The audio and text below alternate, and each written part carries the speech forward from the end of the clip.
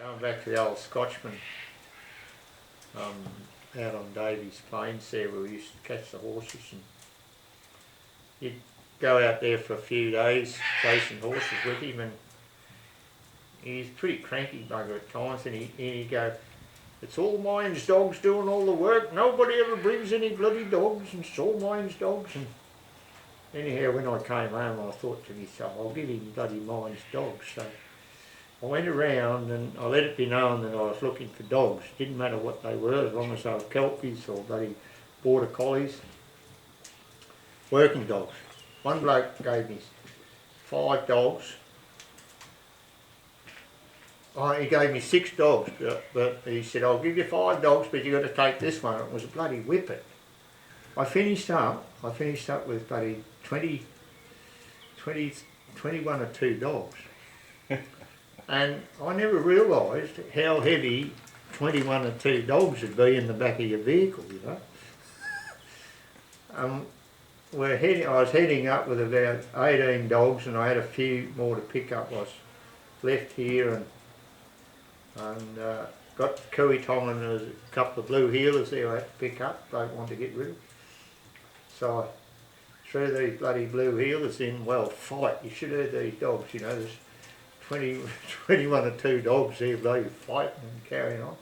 Typical blue heelers. And so I pulled up the road, and I got a bloody stick out of the bush, and I'm driving along, and it had a crate on the back of the ute.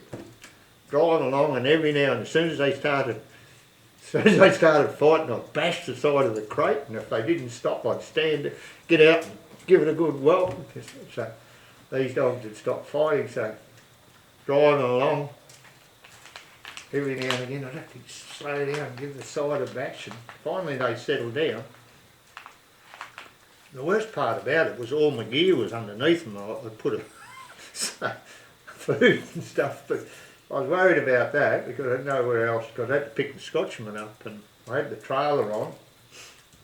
I had to pick him up at the other side of Corrion, just the other side of the racecourse, Towlong. So I called in there, and he's got 5 dogs, and I've got 22. So we pull up, and he couldn't believe it. He saw all these bloody dogs, and he couldn't believe it.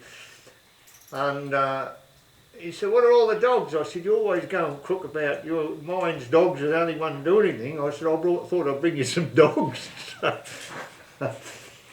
So away we go. So he had to put his dogs in with his horses. So we had 3 horses on, and 5 dogs in the trailer, and 3 horses, and 22 dogs, and all our gear in the back of the ute. And the bloody ute was like that for the weight of these dogs. I didn't realise, you know, you don't realise that they add up, the weight adds up.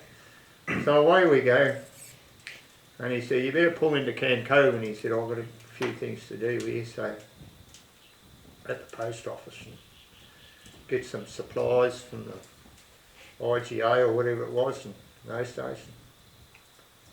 So we went down to the post office or whatever, and over the IGA, and there's nobody there. And we came back out. We're all down watching these dogs fight in the back of the ute. So yeah, it was funny. But you know, most of those dogs were bloody useless. You know, they were just... The guy that gave us 5 dogs, they had a track that deep around their kennels where the poor bugger's been running around, and they were all the same age, and they turned out really good dogs. You know, they just because we could let them go and chase the wild horses, and then finally, you know, they got to know how to work, and we'd take 1 or 2 with us and work them on the cattle, and they finished up really good dogs. So we sold a few of those and gave a few away, but caught a lot of horses with them. Yeah. But the best thing was, like, you'd get up, you know, Davies Plains on the top. I think it's about 5,000 feet above sea level, so the trees are pretty low, and there's a lot of wee heathery scrub, as the Scotchman used to say, about this high, and the brumby pad's probably that wide through the wee heathery scrub. So we'd be riding up there and you look around behind you and there'd be 27 dogs and it just looked like a train, all their tails wagging, coming through the wee heathery scrub. Just following you about. It was amazing. And we got them so we could stop them and call them back. And it was amazing. It was good fun. Did you name them all? Yeah, we had them named. Yeah. The five dogs we had, there was 3 woolly ones in them, so we called them Woolly, Woolly and Woolly. But we eventually, when they started working, we gave them names then, but gave some to the locals here. Jack Campbell had one, and old Pop Campbell had one called Chatters. The dog couldn't bark, he used to rattle his teeth. That's all he could do.